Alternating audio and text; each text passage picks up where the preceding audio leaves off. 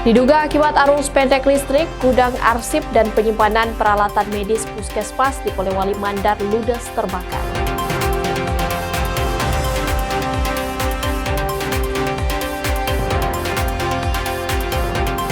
Unjuk rasa penolakan pencocokan objek lahan sengketa di Kota Kendari berakhir bentrok dengan polisi yang mengakibatkan Kapolres mengalami luka.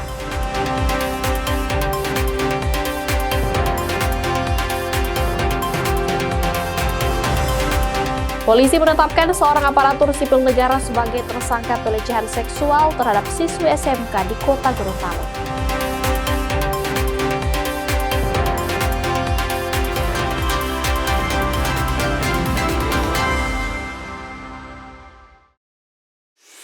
Kompas Gorontalo hari ini hadir dengan beragam informasi penting dan menarik dari Gorontalo dan sekitarnya. Selain 3 sorotan tadi, kami akan menghadirkan berbagai informasi terkini dalam Kompas Gorontalo hari ini. Bersama saya Puspasari, inilah Kompas Gorontalo selengkapnya di Kompas TV Independen Terpercaya.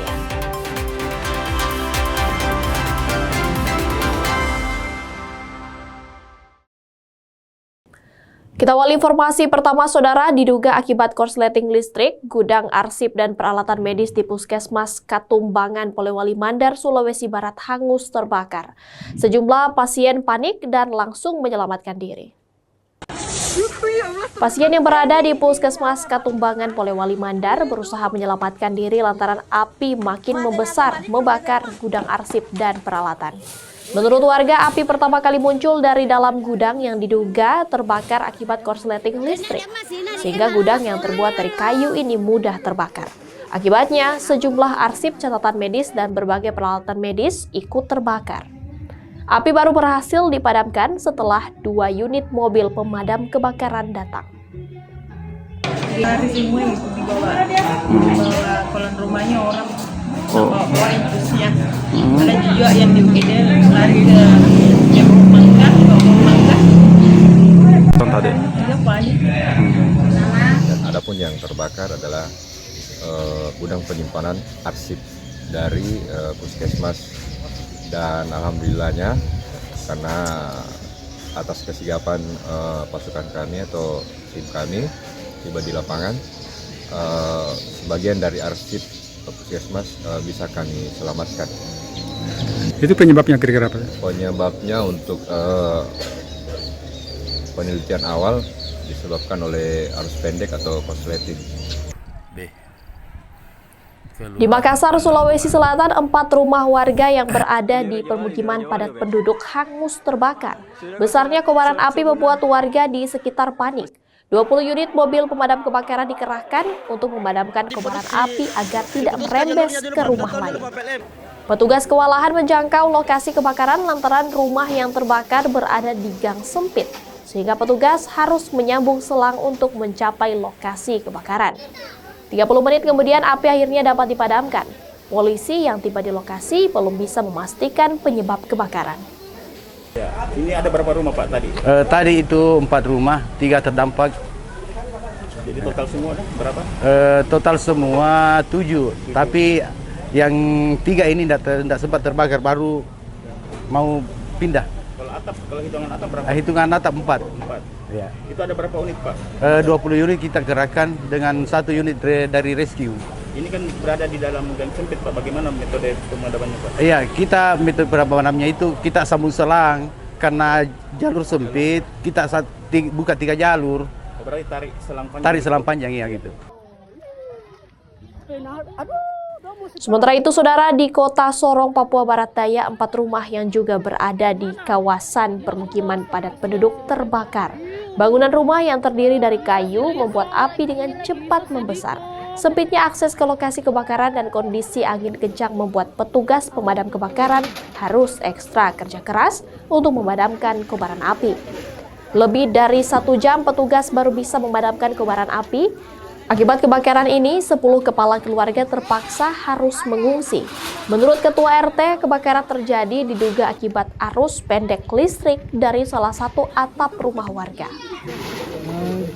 Adapun yang terbakar hari ini 4 bangunan yang terbakar terlahap api, sekaligus ada 4 juga yang menjadi dampak. Nah, dampak di balik di belakang bangunan yang terbakar ini kan ada juga yang kena dampak. Ya. Sehingga Berapa keluarga? Itu ada 10.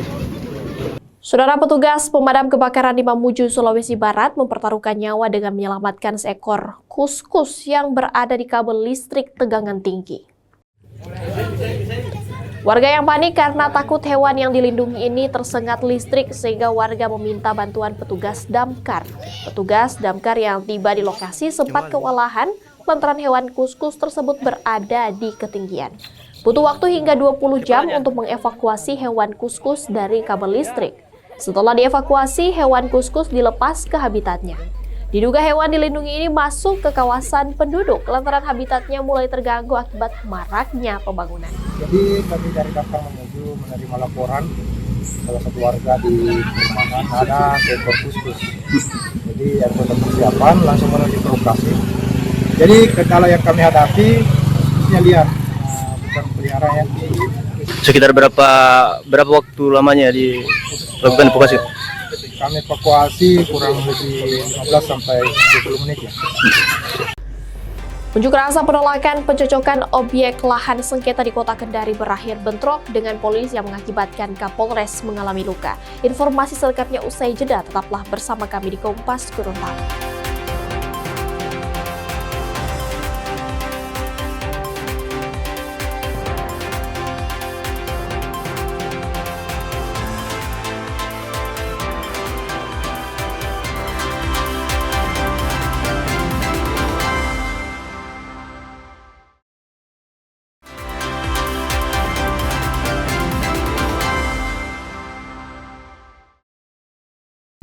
Terima kasih Anda masih bersama kami di Kompas Gorontalo. Saudara, unjuk rasa menolak pencocokan objek sengketa di lahan ex-PGSD Kelurahan Wuawua, Kota Kendari yang dilakukan Pengadilan Negeri Kendari berakhir ricuh.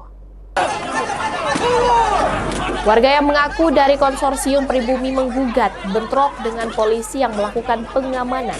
Massa melempar batu ke arah polisi dan dibalas dengan tembakan gas air mata untuk menghalau massa agar tidak anarkis. Akibatnya Kapolresta Kendari mengalami luka di bagian mulut akibat terkena lemparan batu.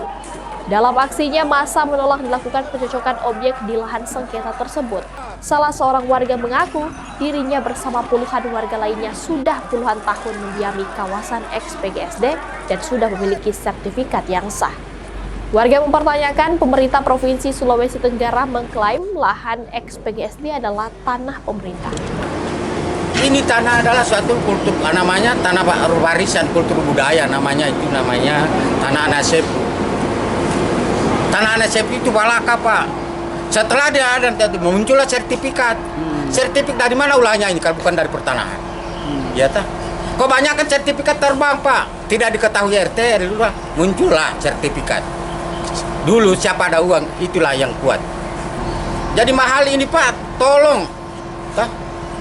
Pak Gubernur itu mengambil suatu kebijakan bagaimana caranya itu jangan terlalu merampas hak-hak masyarakat. Saudara, Komisi Penyiaran Indonesia Daerah atau KPID Gorontalo mulai melakukan seleksi secara bertahap dan transparan terhadap 20 calon komisioner KPID. Peserta calon komisioner menjalani tes tertulis secara terbuka dan nantinya ada 7 komisioner yang terpilih. Tim seleksi KPID Gorontalo kini mulai melakukan seleksi terhadap peserta calon komisioner KPID. Sebanyak 20 peserta yang antusias bersaing dalam mengisi komisioner KPID Gorontalo, ditambah 3 diantaranya yang merupakan petahana. 20 peserta mengikuti ujian tertulis berbasis komputer dan dilakukan secara terbuka sebagai bentuk transparansi seleksi.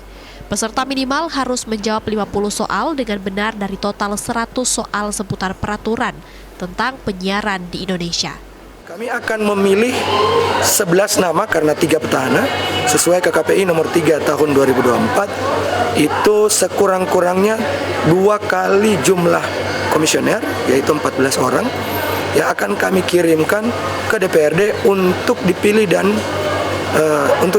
menjadi 7 nama sebagai komisioner Komisi Penyiaran Indonesia Daerah periode 2006-2029 dan 7 nama lagi cadangan. Jadi 14 yang akan kami kirimkan untuk di fit and proper test dan kemudian dipilih oleh DPRD, kemudian baru akan ditentukan oleh Gubernur Gorontalo sebagai komisioner terpilih. Dari puluhan peserta ini, banyak anak muda yang turut bersaing pada proses seleksi calon komisioner KPID.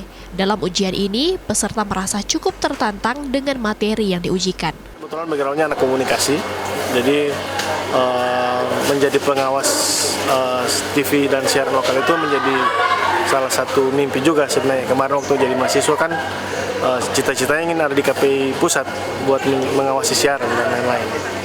Peserta yang lolos dalam ujian tertulis ini akan melangkah ke tahap ujian psikotes untuk diseleksi lebih lanjut. Dari 20 peserta ini akan diambil sebanyak 11 peserta ditambah 3 petahana sesuai regulasi, yakni 2 kali kebutuhan dalam KPID untuk diajukan ke DPRD dan Gubernur Gorontalo. Dari 14 nama yang akan diajukan, 7 nama akan dipilih menjadi komisioner, sementara 7 nama lagi akan menjadi cadangan. Tim Liputan, Kompas TV Gorontalo.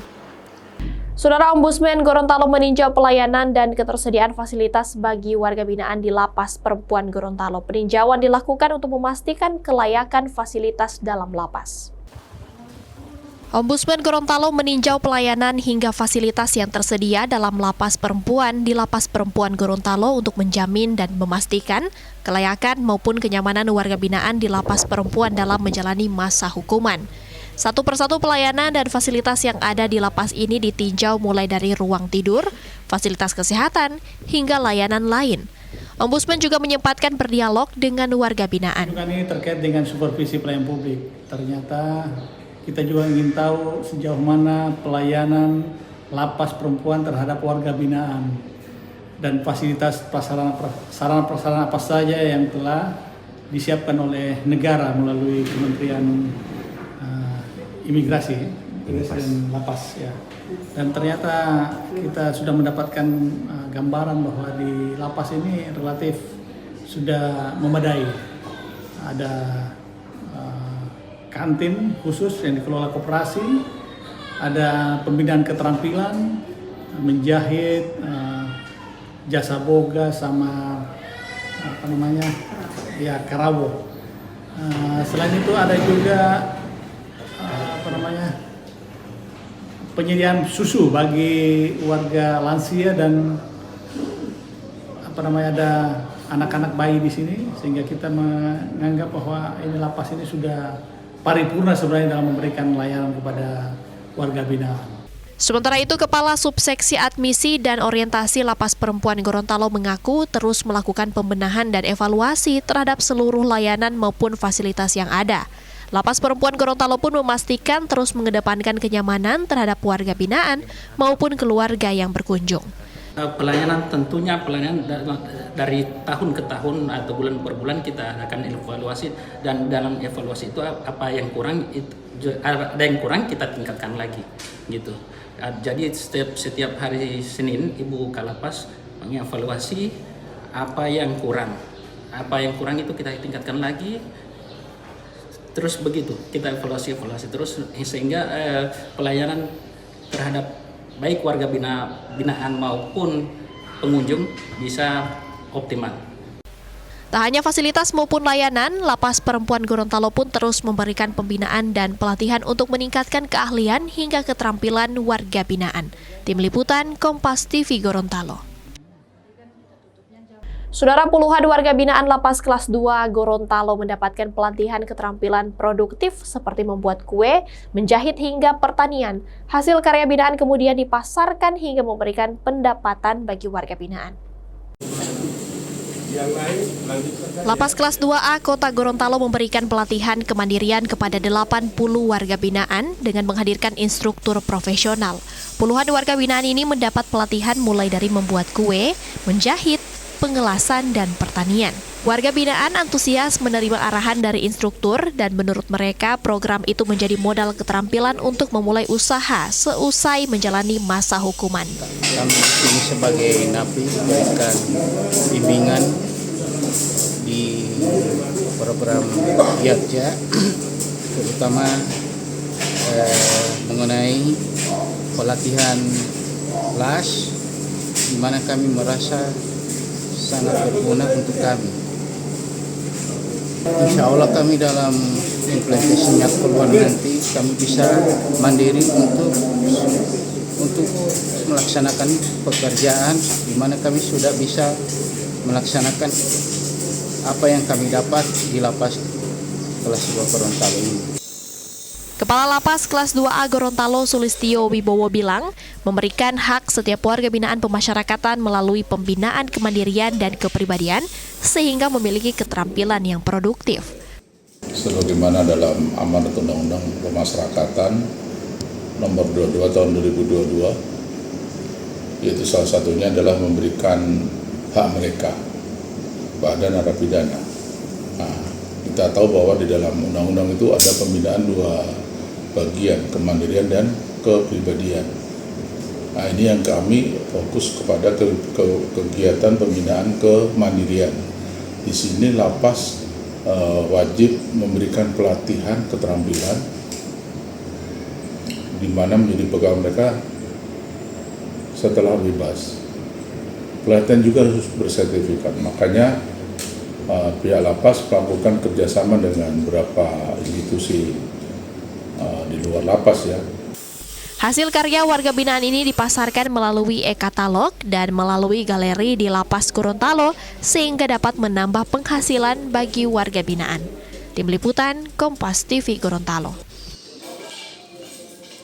Polisi menetapkan seorang aparatur sipil negara sebagai tersangka pelecehan seksual terhadap siswi SMK di Kota Gorontalo. Namun saat akan dilakukan penahanan, tersangka tiba-tiba sakit. Kompas Gorontalo akan kembali sesaat lagi.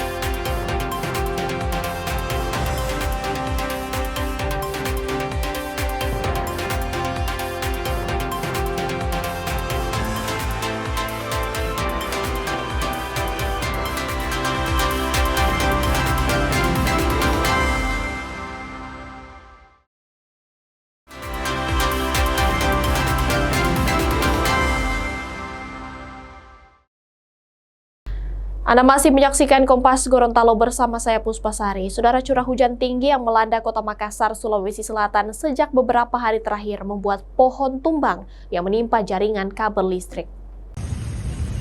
Sekitar 6 tiang listrik patah dan roboh akibat jaringan kabel listrik tertimpa pohon.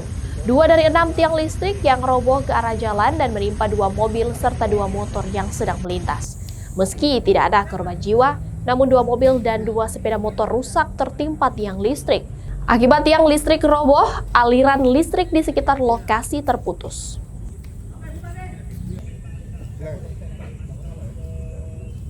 Jadi kondisi hari ini ya, yang menyebabkan ada tiang kabel tumbang itu pertama karena ada pohon tumbang yang dari dalam lokasi akarena yang menimpa kabel kami empetik, ya kabelnya tidak putus tapi karena empetik malah dia menarik sampai 6 batang tiang patah, ditambah ada 2 miring Pak. Ada pada saat apakah ada kendaraan yang ditimpa atau bagaimana? Pada saat kejadian Pak ada 2 mobil ya, bagian depan kena, ada 1 motor, alhamdulillah orangnya tidak ada apa-apa Pak. Tidak ada korban jiwa? Tidak ada Pak. Saudara, Direktorat Reserse Kriminal Umum Polda Gorontalo resmi menetapkan seorang aparatur sipil negara atau ASN di Gorontalo sebagai tersangka dugaan pelecehan seksual terhadap siswi SMK di Kota Gorontalo. Saat hendak dilakukan pemeriksaan dan penahanan, tersangka mendadak sakit. Setelah melalui proses penyelidikan dan penyidikan sejak dilaporkan pada bulan Mei 2025, kasus dugaan pelecehan seksual siswi SMK di Kota Gorontalo, polisi akhirnya menetapkan seorang aparatur sipil negara atau ASN sebagai tersangka. Penetapan tersangka berdasarkan bukti dan keterangan saksi. Saat hendak dilakukan penahanan dan pemeriksaan, tersangka mengaku sakit sehingga polisi tidak bisa melakukan penahanan. Selain itu, penyidik juga sedang mendalami 2 rekan tersangka yang diduga terlibat dalam kasus pelecehan seksual terhadap anak di bawah umur ini. Kasus yang sedang ditangani oleh Ditkrim Polda Gorontalo untuk masalah kekerasan seksual ini sudah ditetapkan sebagai tersangka. Ya, jadi Ditkrim sudah menetapkan mengeluarkan penetapan tersangka. Kemudian selanjutnya akan melakukan pemeriksaan terhadap tersangka. Dan rencana kemarin hari Rabu itu dipanggil untuk pemeriksaan tersangka, namun yang bersangkutan tidak bisa hadir dengan alasan sakit. Ya, dengan alasan sakit. ada surat sakitnya. Untuk saat ini saksi yang diperiksa sudah lebih dari 6 orang ya, dan ya kemudian akan berkembang ya tentunya dalam pemeriksaan selanjutnya, penyidikan selanjutnya. Nah, nanti kita akan infokan kembali. Polisi akan kembali memanggil tersangka untuk proses penahanan serta pelengkapan berkas perkara untuk dilimpahkan ke kejaksaan. Sebelumnya tersangka membantah telah melakukan pelecehan terhadap korban dan justru melaporkan kedua orang tua korban di Polresta Gorontalo Kota atas dugaan penggelapan uang mahar pernikahan hingga kedua orang tua korban ditetapkan sebagai tersangka. Tim Liputan Kompas TV Gorontalo. Saudara, Badan Narkotika Nasional atau BNN Provinsi Gorontalo musnahkan ribuan gram ganja dan 10 gram sabu. Narkotika jenis ganja dan sabu ini merupakan hasil sitaan dari jasa pengiriman di kota Gorontalo. Petugas BNN Provinsi Gorontalo musnahkan sejumlah barang bukti narkotika jenis ganja dan sabu. Ganja dan sabu ini merupakan hasil sitaan dari perusahaan jasa pengiriman di kota Gorontalo yang dikirim dari orang tak dikenal dari Sumatera Utara dan Sulawesi Utara, sehingga barang bukti ini tidak diketahui pemiliknya. Sebanyak 4,8 kg ganja dan 10 gram sabu dimusnahkan dengan cara diblender dan dibakar di halaman kantor BNN Provinsi Gorontalo. Dalam pemusnahan barang bukti yang tadi saya sampaikan tadi, sebagian besar adalah barang-barang yang tidak bertuan. Artinya adalah pada saat kami diberikan informasi dari masyarakat, kemudian kita melakukan penyidikan, kami temukan barang bukti khususnya ganja, banyak kita temukan di tempat-tempat jasa pengiriman, ekspedisi. Informasi jelas, semuanya jelas, dan barang ada di jasa ekspedisi yang tidak bisa kami sebutkan. Dan kita tongkrongin, kita tungguin, kita melakukan penyelidikan, kita pantau semua seliling-kelilingnya, kemudian kita kerjasama dengan pegawai-pegawai yang ada di jasa ekspedisi, kita sampai masuk ke dalamnya sampai 5 hari. Bahkan sampai kita pantau 5 hari, pagi, siang, malam, tidak ada yang mengambil. Selain pemusnahan barang bukti narkotika, BNN Provinsi Gorontalo juga telah menyelesaikan proses hukum terhadap 18 tersangka kasus narkotika sepanjang tahun 2025 dan menetapkan 12 desa sebagai wilayah rawan peredaran narkotika di Gorontalo. Tim Liputan Kompas TV Gorontalo. Saudara, informasi tadi sekaligus mengakhiri perjumpaan kita dalam program Kompas Gorontalo hari ini. Setelah ini Anda akan terhubung dengan Kompas TV Jakarta. Dan Anda juga bisa menyimak video tayangan kami di kompas.tv atau menyaksikan siaran langsung via streaming di kompas.tv/live. Mewakili kru yang bertugas, saya Puspasari pamit undur diri dari hadapan Anda. Tetap saksikan rangkaian program berita di Kompas TV, independen terpercaya.